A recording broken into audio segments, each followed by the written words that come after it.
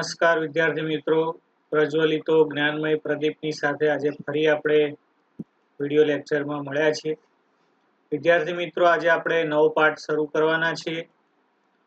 Chapter number 9 જેની આપણે શરૂઆત કરીએ છીએ, જેમાં બળ તથા ગતિના નિયમો જે પાઠનું આપણું નામ છે, તો તેની વાત આપણે કરવાના છીએ. જેનો પહેલો લેક્ચર આજે લઈશું, જેમાં આપણે ગતિ વિશે એરિસ્ટોટલની માન્યતા અને તેની ખામીઓ તેની વાત કરવાના છે.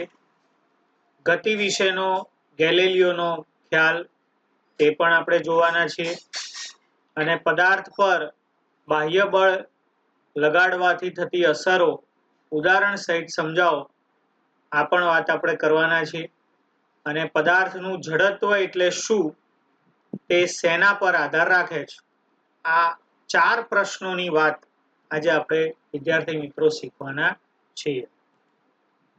તો સૌથી પહેલો પ્રશ્ન છે આપણો, ગતિ વિશે એરિસ્ટોટલની માન્યતા લખો અને તેમાં શું ખામી હતી. તો એરિસ્ટોટલ એક ગ્રીક તત્વવેત્તા છે. એરિસ્ટોટલ ગ્રીકના તત્વવેત્તા એટલે ફિલોસોફર છે. તે આપણને ગતિ વિશે કંઈક કહેવા માંગે છે. તેમની માન્યતા છે, તેમના વિચારો છે. શું કહે છે કે જેમ પદાર્થ વધુ ભારે હોય તેમ તેને પડવાની ઝડપ પણ વધુ હોય છે.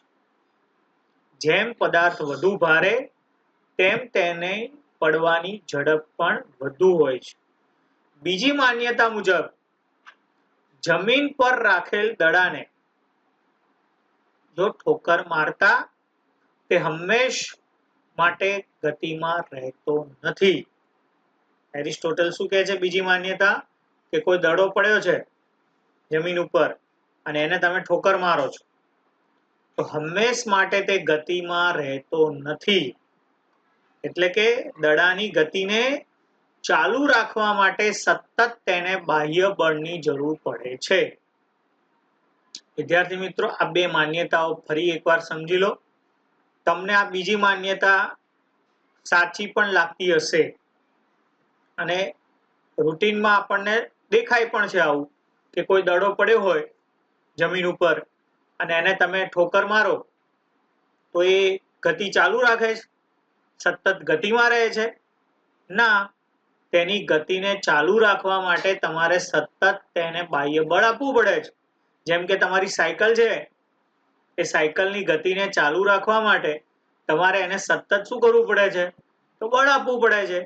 2-5 પેડલ મારીને છોડી દો તો તે ગતિ ચાલુ રહેતી નથી. એટલે એરિસ્ટોટલ ગતિ વિશે પોતાની માન્યતા આપે છે. પહેલી વાત એ કહે છે કે પદાર્થ જેટલો ભારે છે તેમ તેની પડવાની ઝડપ પણ વધુ છે.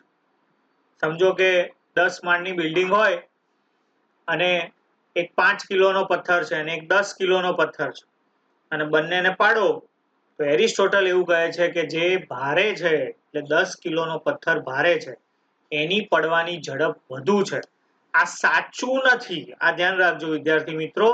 એરિસ્ટોટલ જે કહે છે એ એની માન્યતા છે. આગળ બીજા વૈજ્ઞાનિકો પ્રયોગો કરશે અને એ પ્રયોગો ઉપરથી એરિસ્ટોટલની આ વાત ખોટી પણ સાબિત થશે. આપણને પણ આજે સાચી લાગે છે, આજે વાંચવામાં જોવામાં આ સાચું લાગે છે, પણ આગળ વૈજ્ઞાનિકોના પ્રયોગો આપણે જોઈશું ત્યારે તમને ખબર પડશે કે એરિસ્ટોટલ જે આ વાત કરે છે તે ખોટી છે. તો આ માન્યતા પરથી વ્યવહારુ આપણે ઘણા બધા ઉદાહરણો પણ જોઈ શકીએ છીએ. વ્યવહારુ અનુભવને કુદરતના મૂળભૂત નિયમને સ્વીકારીને આપી હતી, એટલે આ માન્યતા તેની ખોટી છે. તેણે વ્યવહારુ અનુભવ જોયા. જેમ કે મેં તમને વ્યવહારુ ઉદાહરણ આપ્યું કે સાયકલને તમે 3-4 પેડલ મારો પછી એ સાયકલ સતત ચાલુ રહેતી નથી. તમારે તે સાયકલની ગતિને ચાલુ રાખવા સતત બાહ્ય બળ આપવું પડે છે. એ વ્યવહારુ ઉદાહરણ છે. તો એરિસ્ટોટલે આ વ્યવહારુ ઉદાહરણો જોયા અને વ્યવહારુ ઉદાહરણ જોઈને તે કુદરતના નિયમો સાથે એને જોડી દીધા. પણ કુદરતના કેટલાક નિયમો એ વ્યવહારુ ઉદાહરણથી તદ્દન જુદા છે. તે કુદરતની ઘટનાઓ એ વ્યવહારુ ઉદાહરણ સાથે જોડીને ગતિના નિયમોને આપણે સાચા માની શકતા નથી. માટે એરિસ્ટોટલની આ વાત પાછળથી ખોટી સાબિત થઈ. બળ વિશેનો જે પ્રાથમિક ખ્યાલ છે એ આપણે અહીંયા સમજવાનો છે કે સ્થિર સ્થિતિમાં રહેલો પદાર્થ હોય અને આપમેળે ગતિ કરવા લાગતો નથી, પણ ગતિમાં લાવવા માટે કે ગતિને અટકાવવા માટે કે ગતિની દિશાને બદલવા માટે, સમજો વિદ્યાર્થી મિત્રો, સ્થિર સ્થિતિમાં રહેલો પદાર્થ છે. પદાર્થ કેવો છે?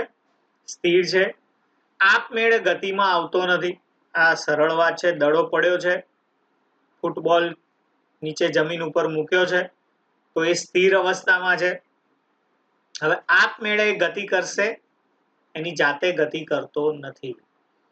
ગતિમાં લાવવા માટે, એ દડાને ગતિમાં લાવવા માટે, અથવા એ દડાની ગતિને અટકાવવા માટે, અથવા તો એ દડાની ગતિની દિશા બદલવા માટે પ્રયત્ન કરવો પડે છે.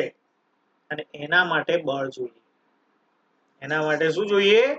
બળ જોઈએ. અને એ બળ તરીકે આપણે ઓળખીએ છીએ દડાની સ્થિર અવસ્થામાંથી ગતિમાં લાવવા માટે, ગતિને અટકાવવા માટે કે ગતિની દિશાને બદલવા માટે આપણે જે પ્રયત્ન કરીએ છીએ તેના માટે આપણે બળનો ઉપયોગ કરીએ છીએ. તે આપણે જે વાપરીએ છીએ તેને આપણે બળ શબ્દ તરીકે ઓળખીએ છીએ.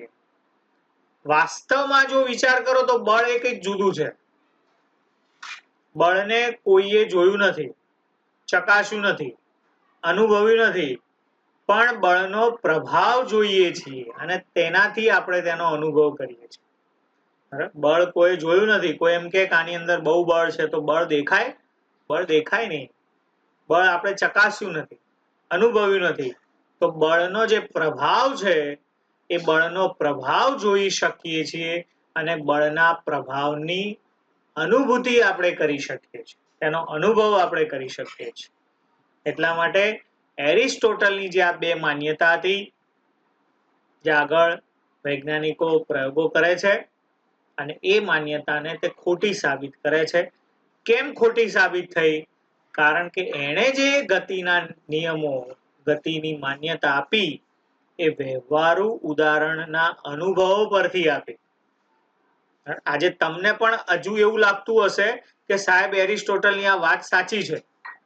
વ્યવહારુ ઉદાહરણ માટે, વ્યવહારુ ઘટનાઓ માટે તે વાત સાચી છે, પણ કુદરતના જે નિયમો છે, કુદરતની ગતિ જે છે તેનો જ્યારે અભ્યાસ કરતા હોઈએ ત્યારે આ નિયમ તેની સાથે બંધ બેસતો નથી.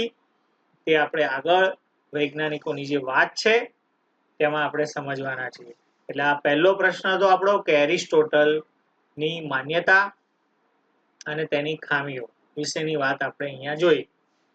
બીજો પ્રશ્ન છે કે ગતિ વિશેનો એરિસ્ટોટલનો જેમ આપણે માન્યતા જોઈ એમ ગતિ વિશેના ગેલેલિયોનો પણ ખ્યાલ આપણે સમજવાનો છે. ગેલેલિયો પણ એક વૈજ્ઞાનિક છે.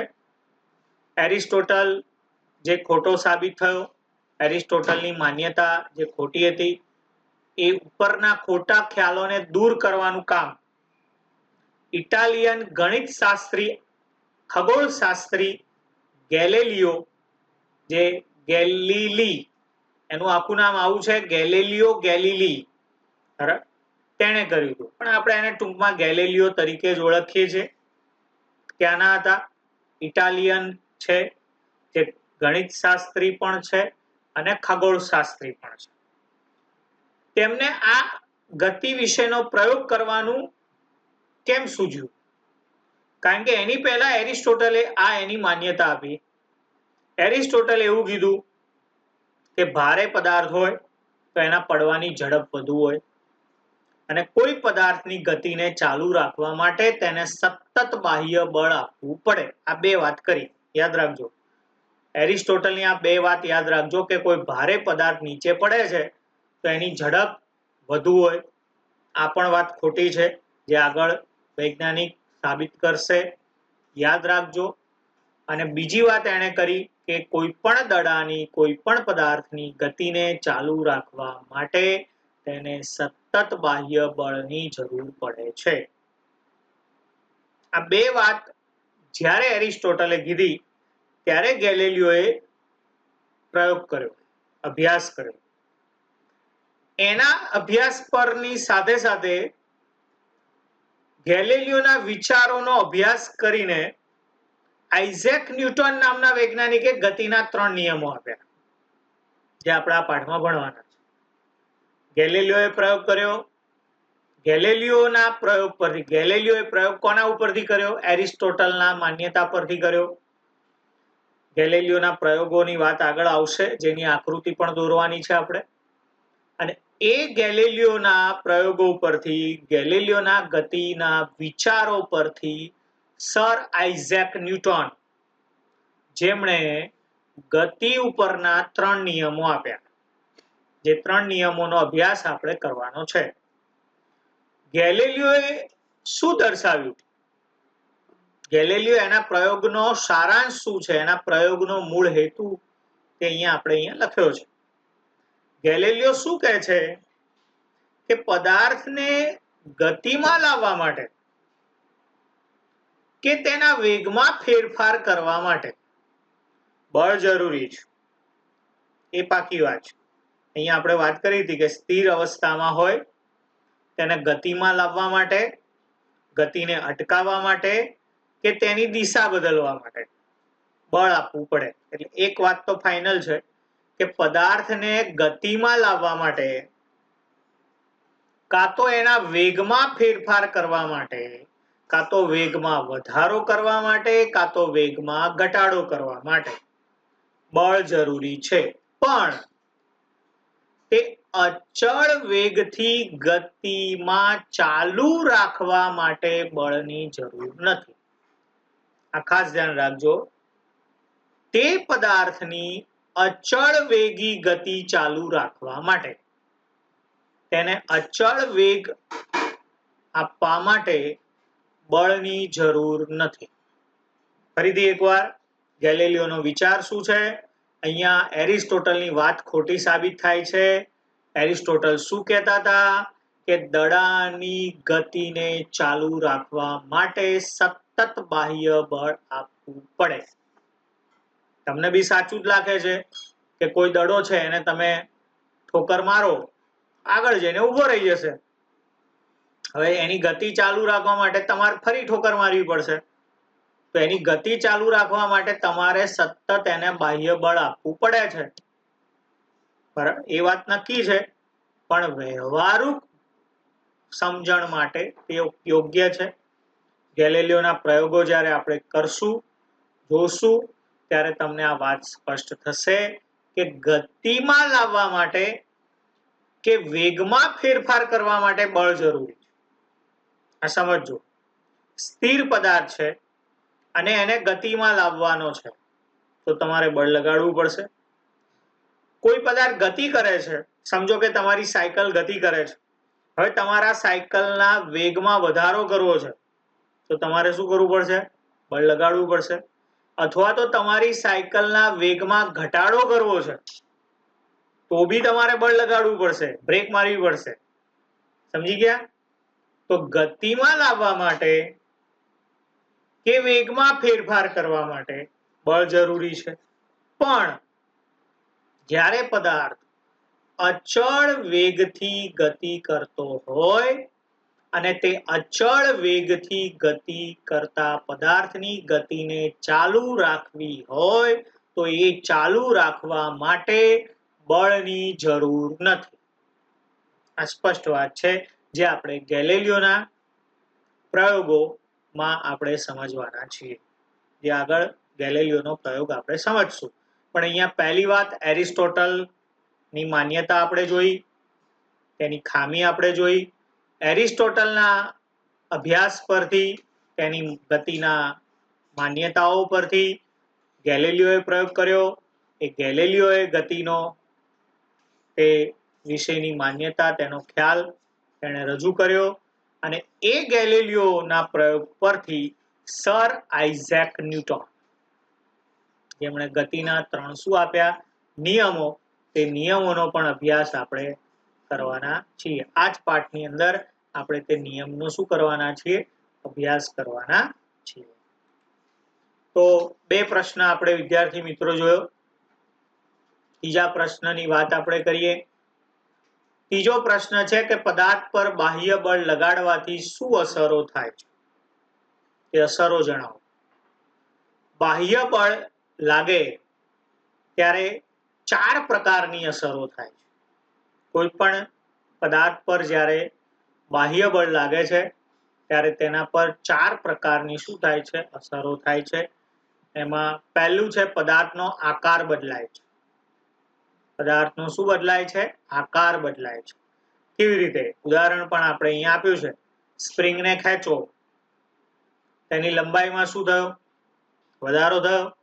એનો આકાર શું થઈ ગયો? બદલાઈ ગયો. પહેલા મૂળ સ્થિતિમાં રાખો સ્પ્રિંગને મૂળ સ્થિતિમાં રાખો તો એના આકારમાં કોઈ ફેરફાર થશે નહીં. પછી સ્પ્રિંગને ખેંચો તો એનો આકાર શું થઈ ગયો? બદલાઈ ગયો. એટલે તમે જ્યારે બળ લગાડો છો તો પદાર્થનો આકાર બદલાય છે. બીજું પણ ઉદાહરણ છે. એક રબરનો ફુગ્ગો લો, ફૂલાઈ દો એને. રબરનો ફુગ્ગાને ફૂલાઈ હવા ભરી દો એટલે ફૂલી જાય, ફુગ્ગો થઈ જાય.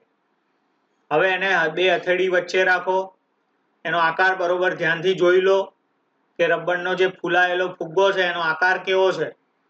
હવે હથેળીમાં લઈને એને સહેજ દબાવો પ્રમાણસર. બહુ વધુ પડતું બળ આપશો તો ફૂટી જશે. એટલે એને પ્રમાણસર તેને દબાવો, દબાણ આપો. દબાણ આપતા તેનો આકાર શું થઈ ગયો? બદલાઈ ગયો. આ એકદમ સરળ ઉદાહરણ છે, વ્યવહારુ ઉદાહરણ છે કે જે તમે તમારી આજુબાજુ ક્યાંક ના ક્યાંક તમે જોયેલું છે. તો આ રીતે આ જે રબરનો ફુગ્ગો હતો એને તમે હથેળીમાં રાખીને દબાવો છો તો એનો આકાર શું થઈ જાય છે? બદલાઈ જાય છે. તો પહેલું કે પદાર્થનો આકાર બદલાય. બાહ્ય બળ લગાડો, કોઈ પણ પદાર્થને બળ લગાડો તો આકાર બદલાય છે. બીજું છે પદાર્થનું સ્થાન બદલાય છે. પદાર્થનું શું થાય? સ્થાન બદલાય. કેવી રીતે? કોઈ ટોલી છે જેને ધક્કો મારો તો શું કરશે? એક સ્થાનેથી બીજા સ્થાને જશે. એટલે તેનું સ્થાનમાં શું થયું? ફેરફાર. અથવા કોઈ દડો પડ્યો છે ફૂટબોલનો, એ દડાને તમે લાત મારો, ઠોકર મારો, શું થશે? એક સ્થાનથી ક્યાં જશે? બીજા સ્થાને જશે. ઘણા બધા ઉદાહરણ છે આમાં તમે લઈ શકો છો. કોઈ ટેબલ પર પુસ્તક પડ્યું છે એને તમે ઉપાડીને બેન્ચીસ ઉપર મૂકો છો તો શું થયું? તેનું સ્થાન શું થઈ ગયું? બદલાઈ ગયું. તો એ પુસ્તક એમનેમ ગયું? ટેબલ ઉપર પડેલું પુસ્તક બેન્ચીસ ઉપર ગયું તો એમનેમ ગયું? ના, એના માટે તમારે બળ લગાડવું પડ્યું. તો કોઈ પણ પદાર્થને સ્થાન બદલવા માટે બળ લગાડવું પડે છે. તમારી ઘરે પણ સમજો કોઈ વસ્તુ પડી છે, ટેબલ ઉપર કોઈ વસ્તુ પડી છે એને તમે ઉપાડીને બીજે મૂકો છો તો એ તમે બળ લગાડો છો. આમ બળ લગાડવાથી પદાર્થનું શું બદલાય છે? તો સ્થાન બદલાય છે. આ બીજી વાત છે. ત્રીજી વાત છે પદાર્થની ગતિની અવસ્થા બદલાય છે. સમજજો બરોબર. ત્રીજી વાત શું છે? પદાર્થની ગતિની અવસ્થા બદલાય છે. એટલે કે સ્થિર અવસ્થામાં હોય પદાર્થ તો ગતિમાન અવસ્થામાં આવશે, અને ગતિમાન અવસ્થામાં હોય પદાર્થ તો સ્થિર અવસ્થામાં આવશે. આ ગતિની અવસ્થા બદલાય. સ્થિર હોય તો ગતિમાં આવશે, ગતિમાં હોય તો સ્થિર થશે. સ્થિર ક્રિકેટના દડાને જ્યારે બેટથી તમે ફટકારો તો શું કરશે? દડો ગતિ કરશે. દડો સ્થિર છે, જમીન ઉપર પડેલો છે. હવે તમે એ દડાને બેટથી ફટકો મારો, દડો કઈ અવસ્થામાં હતો? તો સ્થિર અવસ્થામાં હતો. તમે એના પર બળ લગાડ્યું, બેટ વડે એને ફટકો માર્યો, દડો ગતિ કરવા લાગ્યો. કઈ અવસ્થા થઈ ગઈ? ગતિમાન. ગતિમાન અવસ્થામાં રહેલો કોઈ પદાર્થ છે. સમજો કે તમે સાયકલ ચલાવો છો અથવા કાર છે, તે ગતિ કરે છે. હવે એને તમે બ્રેક મારો છો, તમે તમારી સાયકલને શું કરો છો? બ્રેક મારો છો, તો એ તમારી સાયકલ શું કરતી હતી? ગતિ કરતી હતી. હવે બ્રેક મારો છો એટલે તરત તે શું થઈ ગઈ? સ્થિર અવસ્થામાં આવી ગઈ. તો એ તમે બ્રેક મારો છો તે પણ એક પ્રકારનું બળ લગાડો છો. એ બળ લગાડો છો તેથી એ બ્રેક વાગે છે. માટે એ બ્રેક મારતા તે થશે કઈ અવસ્થામાં? સ્થિર અવસ્થામાં. તો આ રીતે સ્થિર ક્રિકેટના દડાને બેટથી ફટકારતા તે ગતિમાન અવસ્થામાં આવે છે અને ગતિ કરતી કારને બ્રેક મારતા તે પાછો શું થશે? સ્થિર અવસ્થામાં આપણને જોવા મળે છે. એટલે આ ગતિની અવસ્થા બદલાય છે. ચોથી વાત છે, ગતિમાન પદાર્થના વેગમાં ફેરફાર થાય છે, એટલે કે ગતિની દિશા બદલાય છે. પદાર્થ કેવો છે? ગતિમાન છે, પદાર્થની ગતિ ચાલુ છે, તો વેગમાં ફેરફાર થાય છે. કાં તો વેગ વધે છે, કાં તો વેગ ઘટે છે અને તેની દિશા બદલાય છે. સમજો કે ક્રિકેટ મેચ તમે બધા લોકો જોવો છો. ક્રિકેટ મેચની અંદર તમે આ વસ્તુનો અનુભવ કરશો. બોલિંગ ફેંકે છે, બોલર બોલિંગ ફેંકે છે એટલે બોલ ગતિમાં છે. કોની તરફ ગયો? બેટ્સમેન તરફ ગયો. હવે બેટ્સમેન જ્યારે તેના દડા ઉપર ફટકો મારશે અને જો જોરથી ફટકો વાગી ગયો તો તેના વેગમાં શું થવાનો? વધારો થવાનો. તેની દિશા પણ શું થઈ જવાની? બદલાઈ જવાની. સમજી ગયા? શું છે આખી ક્રિકેટ મેચ ને આખું ચિત્ર ઊભું કરો મગજમાં કે બોલર બોલ ફેંકે છે, બેટ્સમેન તરફ તે દડો જાય છે, દડાને બેટ્સમેન જોરથી ફટકો મારે છે.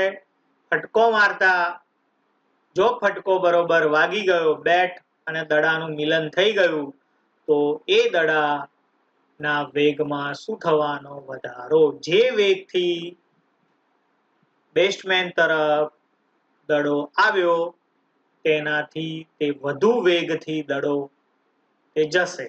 એટલે વેગમાં શું થયો? વધારો થયો અને તેની દિશા પણ બદલાઈ જવાની. દિશા પણ શું થઈ જવાની? બદલાઈ જવાની. એટલે અહીંયા શું થાય છે? તો વેગના મૂલ્યમાં વધારો. એવું જ ઉલટું છે. સમજો કે બેટ્સમેન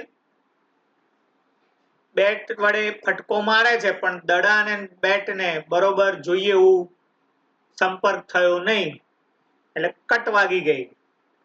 તો જે વેગથી દડો આવતો હતો એ વેગ કરતા ઓછા વેગથી દડો જશે. દિશા તો બદલાવાની જ છે પણ અહીંયા વેગમાં શું થયો? તો ઘટાડો થયો. એટલે ગતિમાન પદાર્થના વેગમાં ફેરફાર થાય છે. એટલે કાં તો વેગમાં વધારો થાય છે, કાં તો વેગમાં ઘટાડો થાય છે. સાથે સાથે તેની દિશા પણ બદલાય છે. શું બદલાય છે વિદ્યાર્થી મિત્રો? દિશા પણ તે શું થાય છે? બદલાય છે. તો આ રીતે બાહ્ય બળ જ્યારે લગાડવામાં આવે તો પદાર્થ પર શું અસરો થાય? તો 4 પ્રકારની અસરો થાય કે પદાર્થનો આકાર બદલાય છે, પદાર્થનું સ્થાન બદલાય છે, પદાર્થના ગતિની અવસ્થા બદલાય છે. અવસ્થા બદલાય છે તે સ્થિર હોય તો ગતિમાં અને ગતિમાં હોય તો સ્થિર. અને ગતિમાન પદાર્થના વેગમાં ફેરફાર થાય છે. એટલે વેગ કાં તો વધે છે, વેગ કાં તો ઘટે છે અને ગતિની દિશા બદલાય છે. આ 4 બાહ્ય બળની અસરો છે. પદાર્થ પર લાગતી બાહ્ય બળની અસરો જણાવો. તો આ 4 મુદ્દા તમે ઉદાહરણ સાથે શું કરવાના છે? લખવાના છે. આ આપણો ત્રીજો પ્રશ્ન હતો.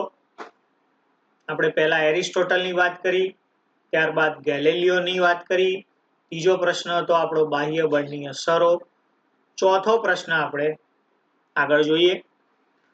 તો ચોથા પ્રશ્નની અંદર વિદ્યાર્થી મિત્રો આપણે પદાર્થનું જડત્વ એટલે શું? તે શેના પર આધાર રાખે છે? આવો આપણો પ્રશ્ન છે. જડત્વ એટલે જડત્વ, ઘર્ષણ રહિત સમક્ષિતિજ સપાટી પર, કેવી સપાટી છે ખાસ ધ્યાન રાખજો, ઘર્ષણ રહિત. આપણી જે આ સપાટી છે એ ઘર્ષણ વાળી છે. સમજો કે તમે દડાને ધક્કો મારો છો અને દડો આગળ જઈને ઉભો રહ્યો. કેમ? કારણ કે જમીન અને દડા વચ્ચે ઘર્ષણ છે.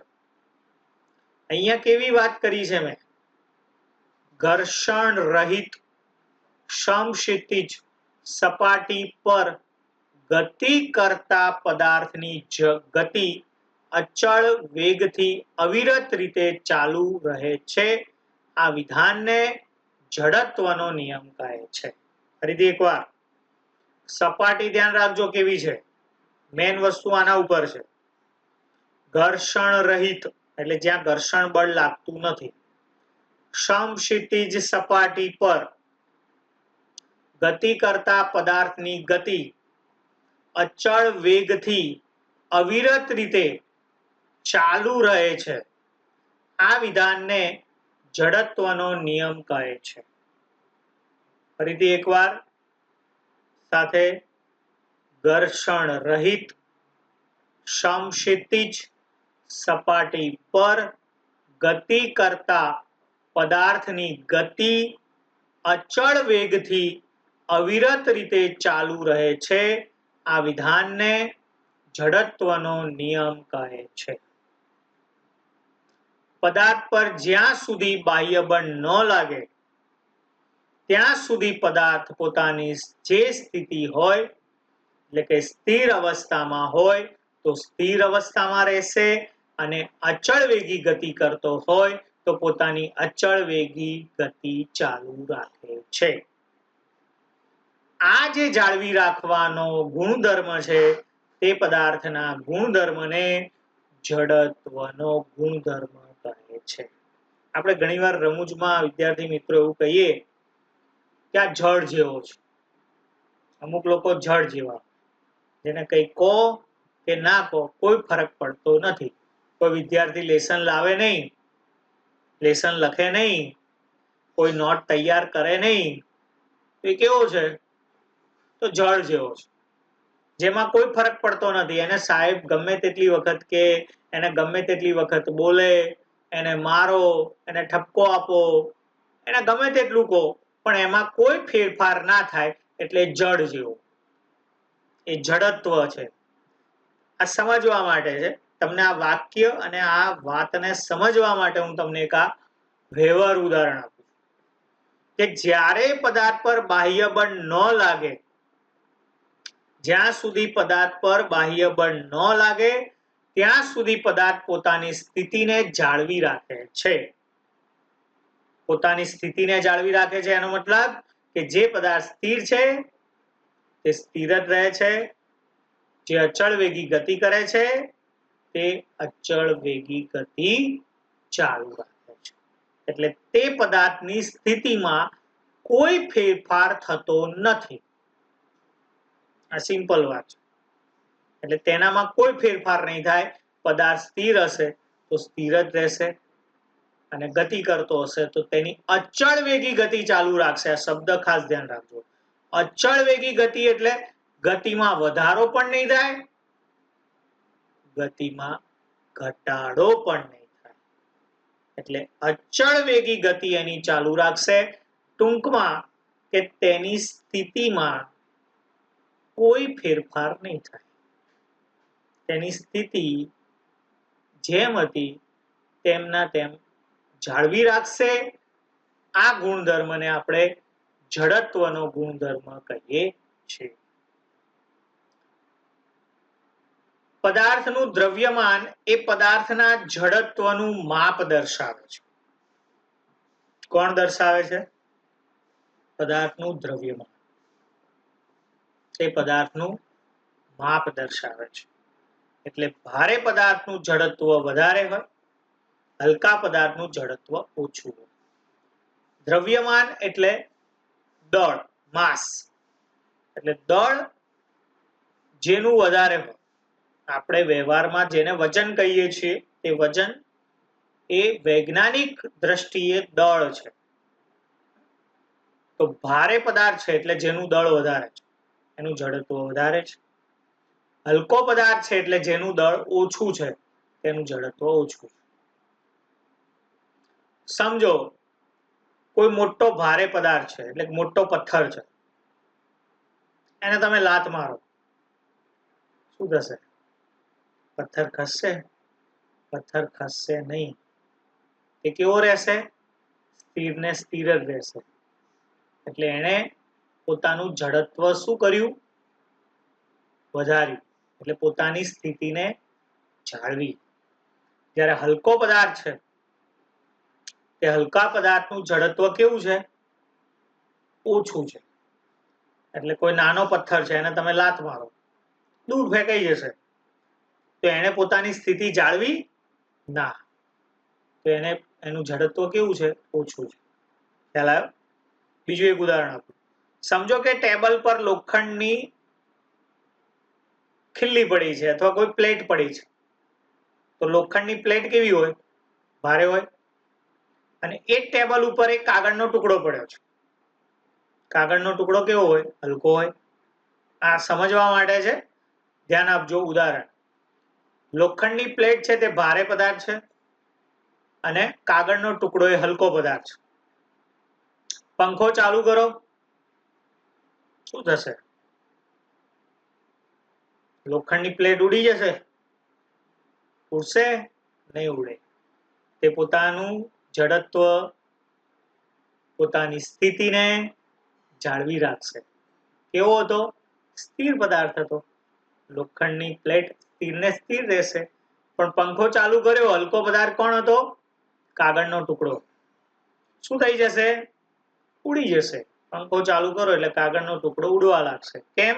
તો એને પોતાનું જડત્વ ઓછું છે, તેણે પોતાની સ્થિતિને જાળવી નહીં. તો આ રીતે જડત્વ એ દ્રવ્યમાન સાથે સંકળાયેલું છે.